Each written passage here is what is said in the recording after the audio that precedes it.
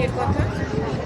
যদি প্রকৃতির কথা বলো, সবুজ অরণ্যের বুকে ঠাঁই নেওয়া নামহীন জঙ্গলি ফুলের কথা।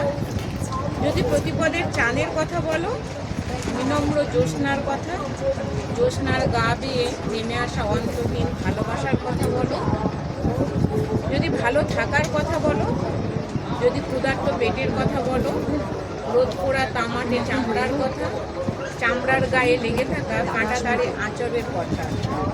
যদি আমাদের কথা বলো, আমাদের সন্তানদের কথা, চিন্তনে মরণে সুযোগ্য মানুষ গড়ে তোলার কথা, শিক্ষার কথা, স্বাস্থ্যের কথা।